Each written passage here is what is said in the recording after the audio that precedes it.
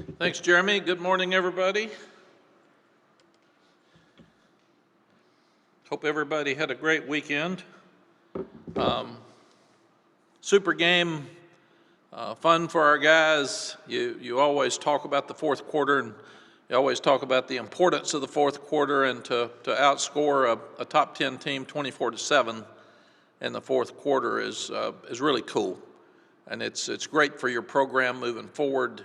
It's something you can build on, and we were so good in the fourth quarter our first year, and then kind of good and bad last year, and hopefully now we're getting that back. It talks about conditioning, it talks about confidence, and Wake Forest is a really, really good football team.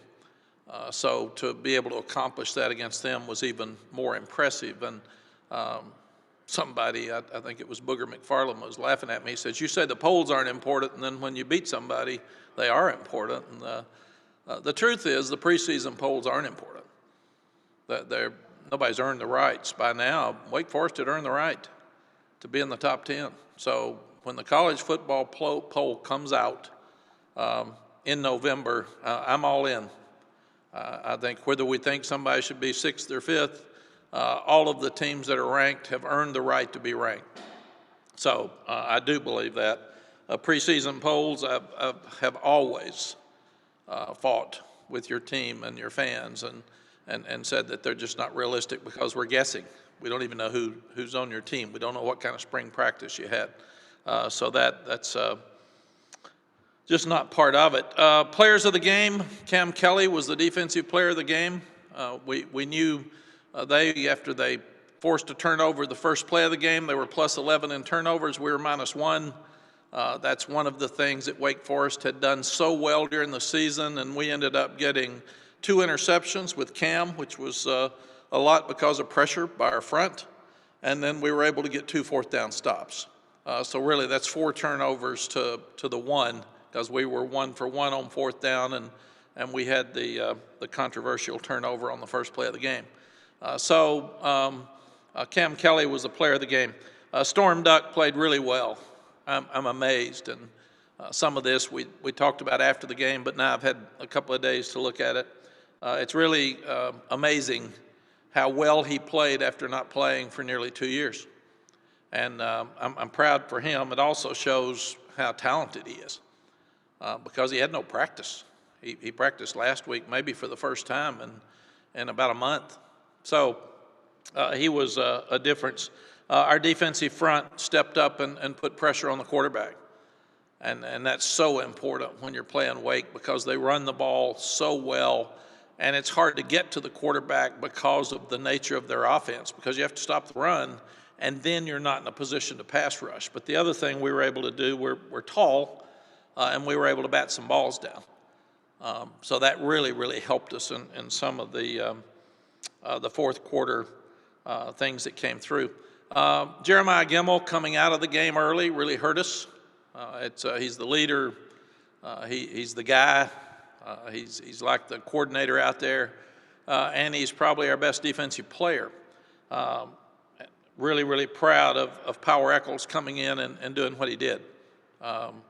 Tommy Thigpen's done a good job of coaching when Eugene Asante can come in the bowl game and play well after we lose Chaz Surratt, and then Saturday to have a true freshman come in and play, especially against a very unconventional offense, was impressive, and we're really, really proud of Power. I do think that college football needs to change the targeting rule. I understand why it's in. If it saves one young person from having a serious head or spine injury, it's worth it. But the hit that Jeremiah had, there's a lot of inconsistency in what targeting is right now. I can't tell anymore. It's kind of like pass interference and holding. It's very, very inconsistent. So when you take a guy who is sliding or going down and your guy comes in and hits him, it wasn't a flagrant foul. He didn't hurt him. He wasn't trying to hurt him. So if you want that to be targeting, give somebody 15 yards. But don't take a guy out of the game for making a good tackle. And I think that has got to be changed. If it's a flagrant foul, like the one we had at Virginia against an unprotected player, or it looks like somebody was trying to take somebody's head off, sit them out. We used to send them into the locker room, which was awful, and now we're at least letting them stay on the field. But that rule needs to be changed. It continues to keep the safety, but doesn't take a guy like Jeremiah Gemmel out of the game when he doesn't have many games left. The other thing he didn't gripe about the call. He didn't yell at the officials. He didn't throw his helmet. He took his jersey off, or took his shoulder pads off, and he coached his rear end off the whole game. I'm so impressed with him. He was picking people up and being positive, and he is a great young man. I know after he gets through with pro ball, he wants to coach. He will be a great coach. Just again, watching him on Saturday and watching the way he went through. Ty Chandler's the offensive player of the game. Ty is getting better each week. He's showing his quickness and his speed, and he's got more patience now. I think he's in tune with the offensive linemen. He has good chemistry with them now. He's understanding the offense because it's different from what he ran at Tennessee. He's had 3 or 4 great weeks in a row, but he's a factor now and has the speed to go score. The last touchdown was really, really impressive, that he broke some tackles and made some people miss him, and he's got the ability to get the jump start like Michael Carter and then hit the ground going and go full speed after he goes sideways. So also felt like the offensive line played really, really well. You can't rush for 330 yards, again, against a top 10 team without them playing well. I liked our offense getting back on track. We were able to use the outside receivers. I think they caught 8 balls, still getting the ball to the tight ends, and doing some good things in that area. Offensively, I'm still not happy with our short yardage and red zone offense. We score 58 points. It's a great day for the offense. We still messed up some 3rd and 1s, 2 or 3 of them. We had a 2nd and 2 at the goal line when Sam got hurt, and we didn't score. We needed a touchdown there. We didn't need to kick a field goal. We had another opportunity, 1st and goal at the 6, and we end up kicking a field goal. So we've got to do a better job in red zone offense, scoring touchdowns and instead of field goals, and making sure that we continue to do that.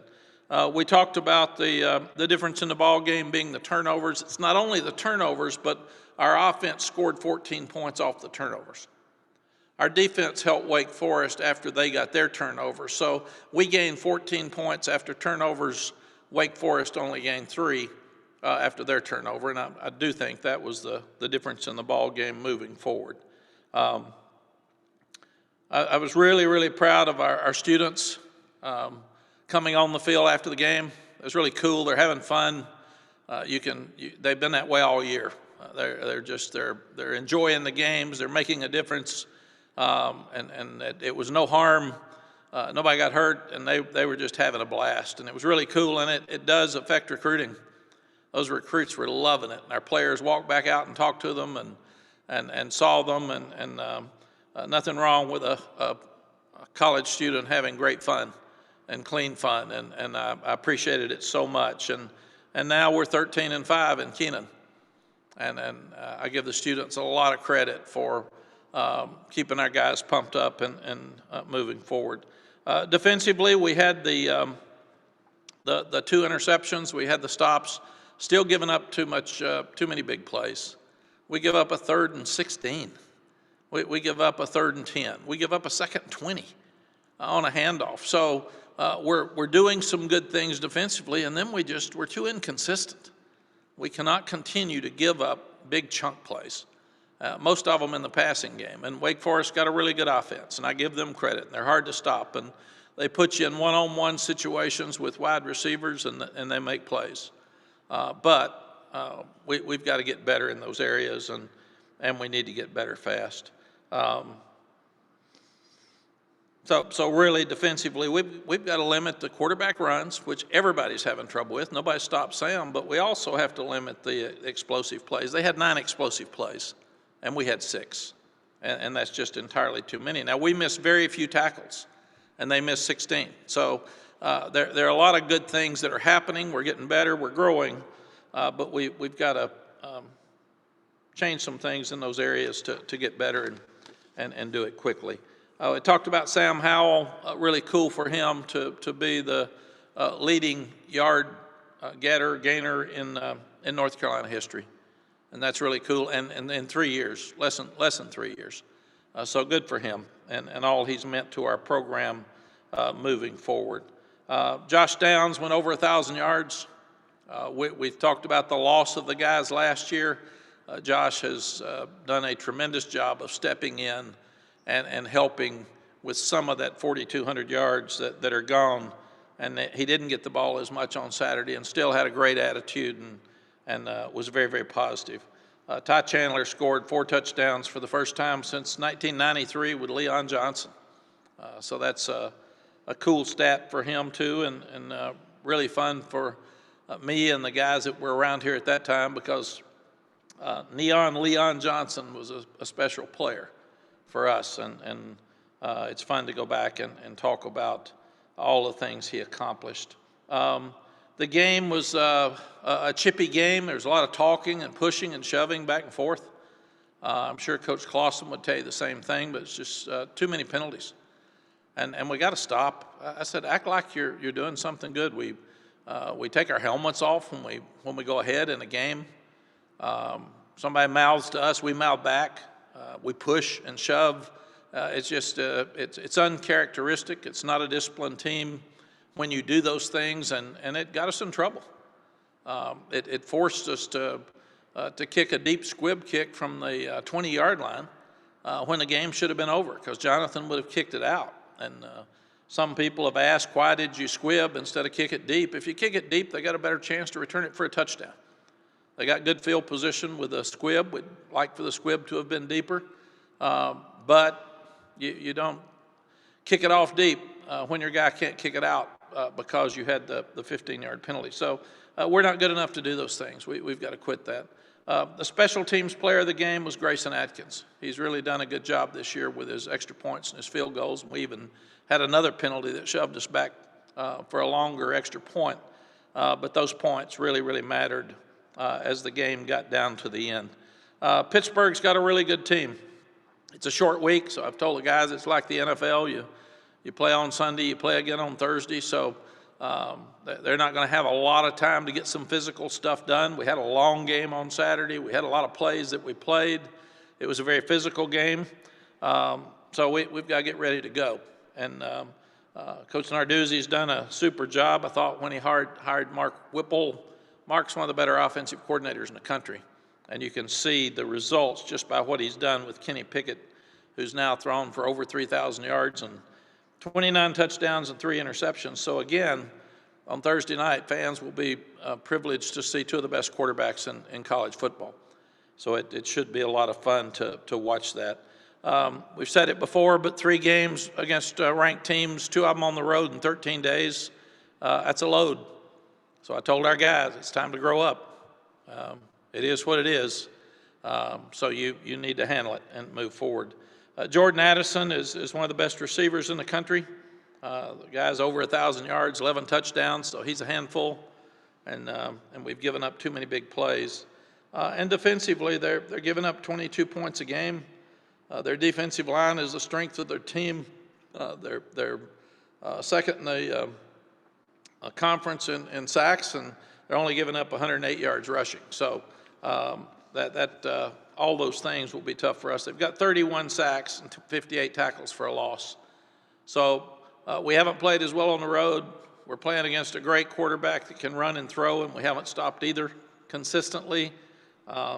We've been able to run the ball better the last few weeks, but they're one of the best in the country at stopping the run.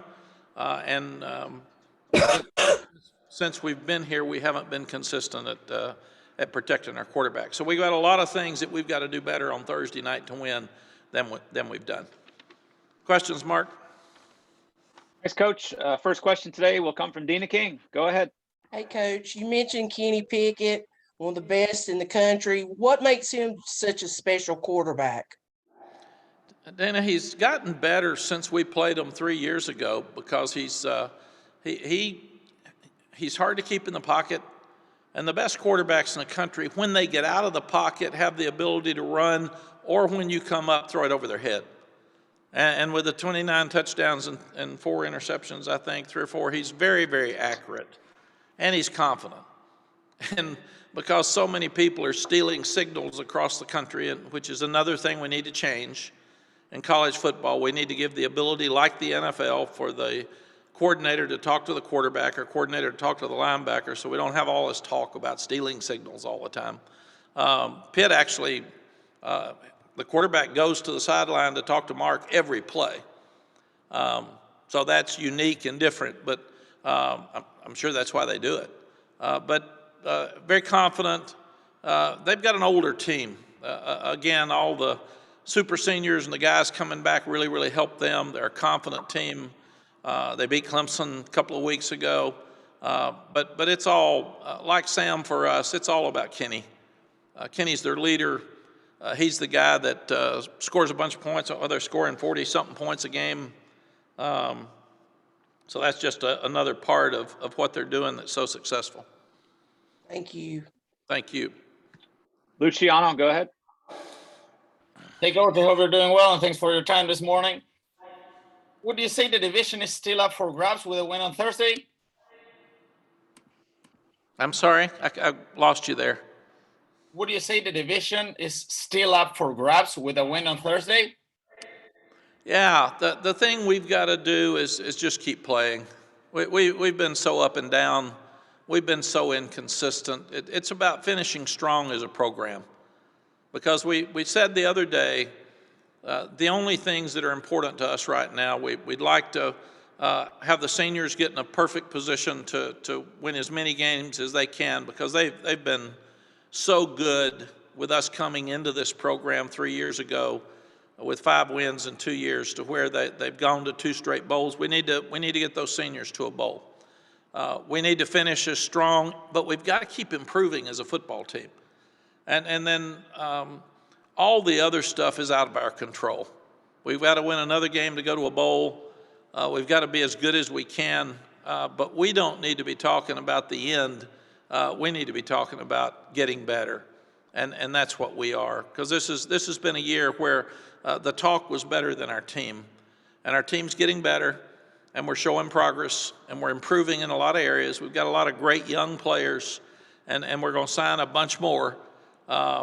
But our program needs to step up, and that's what needs to happen over the next 3 weeks. Over to Andrew Jones. Hey, Coach, going back to Pitt offensively, they're among the top teams in the country with big plays. They're among the top teams in the country in first downs. I think they're first in first downs. So they're able to move the ball in a variety of ways, big plays, chunks, grind it out. Where does it start when you have to face a club that could do so many things, get so many guys touches like they do? Where do you start when you game plan how to stop a club like that? Yeah, Andrew, you go back to our last 3 games. Miami's moving the ball against everybody, and that young freshman quarterback's really got a chance to be a superstar moving forward. Notre Dame is a really good offensive team. And then Wake Forest is as good as anybody in the country. What they were averaging 43 points a game, I think. But you start at the same place every week. You got to stop the run, and when you stop the run, try to put pressure on the quarterback and keep him in the pocket and give him as many different looks as you can, and just disrupt him some. And that's what that's just basic fundamental football that you have to do each week. And Pitt runs it better than you think. Because they've got the big, strong offensive line up front. But if you allow somebody to do both, you've got no chance. So you got to stop one and then try to keep the guys in front of you. And what we've got to do, Andrew, is we've got to limit explosives. We can't have people just throwing it over our head. And to do that, we've got, until we do that, you got to put enough in the box to stop the run. You're going to have some man-to-man situations, and we always talked about that at one time being 50-50, and now it's got to be 80-20 for you to win games. And those corners have got really, really hard jobs, and those safeties. And until we get that done, we're going to be disappointed. Going back to Storm Duck, Jeremy had told us for a few weeks leading up to this past week that he was doing some stuff, but it was obviously a wait and see situation. How much work did he get before this last week? And can you quantify really how amazing the performance he put on, given the fact that he's played the BC game? He hadn't played since the BC game except a few snaps. No, it's absolutely amazing. I didn't know that he would play on Saturday. Poor Jeremy's been in a tough spot every time he sees you all saying Storm may play. It'll be a game time decision for the last 16 games or 18 games. And what he, excuse me, what he would do is he would do some things in individual, but he practiced very little. I mean, it's absolutely amazing to see how well he played and the confidence he played with the limited amount of practice he's had. So I'm very, very impressed. I think the only way to answer it, Andrew, is he's really good. Because for him not to practice and come out with that confidence, now he was in shape. He's been running as much as he could, and stayed in great shape, and played a lot Saturday. So, but he's a huge part of who we are here as we finish the season. He's got to take one of those places. We forget sometimes. Tony Grimes is like a freshman. That's his age. He came in as a high school senior. So we all want Tony to be perfect. We want Kyler McMichael, who came in from Clemson, to be perfect. And then Storm's in there because we've lost Don Chapman, who really hurt us. And it hurt us to lose him. And Don's so tough and so committed. He gets hurt early in the game at Notre Dame and doesn't tell anybody. And plays the whole game with obviously a bad situation in his leg, and then you lose DeAndre Hollins, who was playing much, much better. So Storm is an absolute savior coming in at this time of the year. We were down to two corners that have any experience at all. So this is a huge lift for us the last three games. Thank you. Thank you. Michael Coe, go ahead. Hey, Coach. So Thursday night's going to be the first time that you've played on a natural grass field since week one against Blacksburg. And, of course, Thursday night in Pittsburgh, that's going to be a really, really tough surface. How much does the playing surface go into game planning and play calling for you guys? Michael, it doesn't have anything to do with game planning, and we're lucky. Our facilities are so good. We practice on grass this week. So anytime we're playing on grass, we practice on grass. So it affects your kickers more than anything else. So we kicked today on grass this morning. But every day, we alternate, every other day for sure, but every day people are on the grass. And unlike the old days, you wear the same shoes. I really don't think it makes that big a difference. Thank you. Thank you. Josh Graham, go ahead.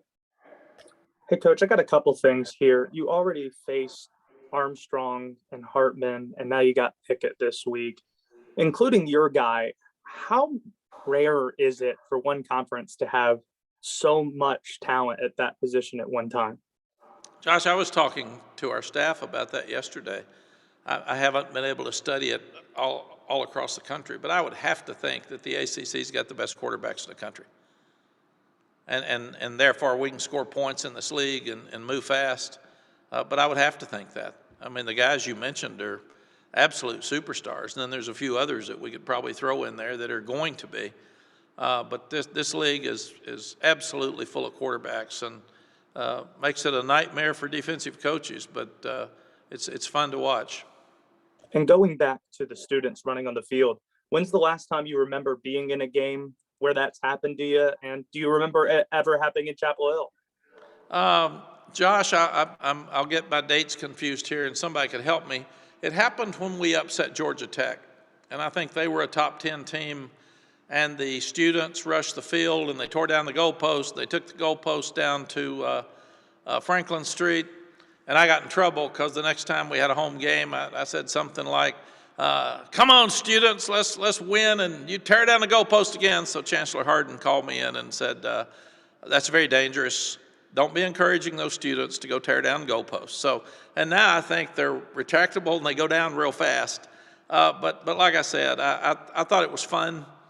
What these players are doing is building memories, good and bad, for the rest of their lives. And as Natron Mean sat in there the other day and said, yeah, when we played Duke in 90, and then he said the Wake Forest game in 90, and I told the players, you'll be telling these stories when he's 49. So you're 49 sitting around with your buddies, and your best friends will be the guys in this room. You're going to be talking about the Wake Forest upset over a top 10 team where the students stormed the field and how cool it was. And again, you just can't imagine what it does for recruiting. Those recruits want to see situations like that where they can be in the middle of that crowd. And I don't know how much, but some of our players went back out and said thank you and got around the students. And it was just it was really a cool moment, and it's not one that you can make happen. It just has to happen, and it's pretty magical. And I thought it was really, really cool. It was fun to see our students have that much fun. Thank you, Josh. All right, let's go over to CL Brown. Hey, Mac, you were kind of alluding to it with the secondary, but I wondered what does it say to you about, the depth that you guys have developed, that you could have Hollins and Chapman go down and Duck, not having played a whole lot this season, be able to step in, just kind of the mixing and matching. I mean, we started off the season, Kelly wasn't even in the starting lineup in the secondary. Now he's also making big plays for you guys. Yeah, CL, it's a great point. The best programs in the country have depth, and we're not there yet, but we're heading there fast. And the other thing that's we've had so many defensive backs hurt since we've been here. It's unusual. You just go back and look at who's missed time, but Jay and Dre have done a good job of cross training too, because Chapman could go out to corner when he was one of our best safeties. And then he had gone to nickel. And one of the problems we've had back there, we've played everybody in so many different places. We've still got to cross-train, but we got to get settled. We got to be who we are so we don't continue to have mistakes. And I think the second thing's going to happen, CL, is the transfer portal has changed everything. It's just crazy. So if you're going to keep the guys that are here, it's going to be one of two things, and I'm talking about everybody in the country. Either you've got older guys and younger guys, and you're beating people badly enough, everybody gets to play. And then everybody's happy, and mom's happy, and the morale's good, and you're starting to develop depth, and you've got the next guys ready to play when somebody gets hurt. And you'll have fewer people hurt because they play less plays. Right now, we've got to look at next year because we're not consistently good, and we haven't beaten anybody badly. Maybe Georgia State, we got a few people in, but you don't get to play your backups. And the defensive line, we're rotating them. We're rotating some in the offensive line, but just like the young linebackers, Ra-Ra's not playing a lot. They're all on special teams, and Power hadn't played any except that one game till he goes in Saturday. So I've talked to our staff. I really think we're going to have to look at playing too deep. And we did this at Texas when we got better, and maybe every third series, just start another team and put them in there. And that's the only way people are going to stay. If they either want their degree or they're going to want to play. So we're all having to look at what the transfer portal is going to do to your roster management moving forward, and how do we coach differently than in the past. So just to clarify, you going to do that to close out this season, or you're just saying in the future you might have to do this? No, I think it's something that we have to look at as a staff moving forward. I've always wanted to play too deep, and when we've had our best teams, we've been able to do that. Or like when we had the #1 defense in the country when I was here before, we played 4 linebackers for 3 spots, and they all knew what to do, so we just rotated them. And we didn't have a 5th and 6th linebacker at that time, but we had 4 that could play 3 positions. So what we've got to do is look at how are you going to develop depth, and how are you going to keep we're recruiting really well. How are you going to keep a high level of recruits happy unless they play? So that's just something that I tell you all too much. I tell you everything's on my mind, but so don't try to make this something bigger than it is. But it's a thought moving forward that we all have to look at to see how you keep your people here. Thanks, Coach. It's never too much, man. We enjoy your insight. Thanks, CL. All right, our last question for Coach Brown today will come from Ross Martin. Hey, Coach. Coach Bateman was in the box calling down the plays, I guess, on Saturday. I was wondering what went into that decision. Was it your call? Was it his call? And how do you think it affected the defensive play calling or getting the plays in, whether good or bad, or how you saw that from your perspective? Yeah, Ross, he'll be here in a minute, so he can talk to you more about that, obviously. But he came to me, and we obviously need to play better on defense. And again, we're so inconsistent. We play great and then just give up a 3rd and 16. And that's when you're supposed to have your turnovers. That's your interception. That's your tip ball. That's your sack. So that's where we've got to improve. And he felt like that it wasn't working well, so let's get up there so I can see better. And I can see exactly what's happening. And to his credit, they made tremendous adjustments the second half, and in the fourth quarter did enough things to win the game defensively, and that really helps us. The other part of that is you getting the getting the defenses in faster. There were 2 or 3 times on short yardage they caught us, and it takes a little bit longer from up there to down here to get it in. So when you lose the Jeremiah Gemmel, you normally have a call on the field that you just line up and get ready for the 3rd and 1 or get ready for the 4th and 1. Then if they look to the sideline, you look to the sideline, and then you check to another defense. But you've got a defense ready. And without Jeremiah out there, we got caught a couple of times not being ready on short yardage, and that's something that we've got to fix. All right, Coach, thanks for a few minutes this morning. Thank you all, and short week, I will see you at Pittsburgh or see you after the game on Zoom. Travel safe if you're going up.